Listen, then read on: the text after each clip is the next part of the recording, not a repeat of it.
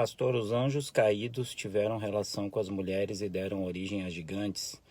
Eu não acredito nessa teoria. Você deve estar falando de Gênesis 6 ali, que diz assim, ó: os filhos de Deus viram que as filhas dos homens eram bonitas e tomaram para si mulheres e tiveram filhos com elas e geraram os nefilins, que foi traduzido como gigantes, né? Esses filhos de Deus, algumas pessoas acreditam que são os anjos caídos, né?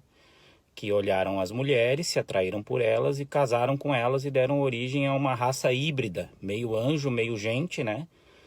E que eram gigantes. Mas eu não acredito nessa teoria. Para mim, os filhos de Deus ali eram os filhos de Sete, o outro filho de Adão e Eva. Esses eram os filhos de Deus que viram que as filhas dos homens, as descendentes de Caim, eram bonitas e misturou as raças.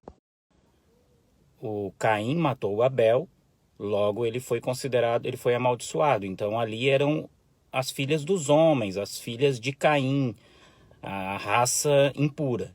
E Abel, morto, Adão e Eva tiveram outro filho chamado Sete, né? E esse foi gerado à semelhança de Adão e era tido como filho de Deus. Então, os filhos de Deus, descendência de Sete, se casaram com as filhas dos homens, descendência de Caim, e geraram os nefilins, que a tradução seria caídos, né? Uma raça de pessoas caídas. Então não acredito que os anjos tomaram forma humana. E não acredito porque Jesus fala que os anjos não têm sexo, né? Ele diz: no céu a gente não se casa, seremos semelhantes aos anjos. Os anjos não iam se atrair sexualmente pelas mulheres e um anjo não pode tomar uma forma humana, virar carne assim, do nada.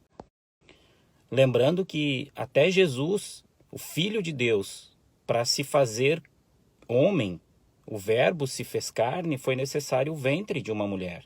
Foi necessário que ele viesse para o ventre de Maria e nascesse carne. Então não tem como um anjo magicamente se tornar homem, só porque ele caiu, ele se tornar carne de maneira mágica. Ele precisaria de um ventre.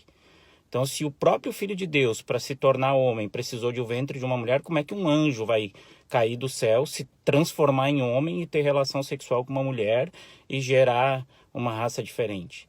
Então, eu não acredito nisso.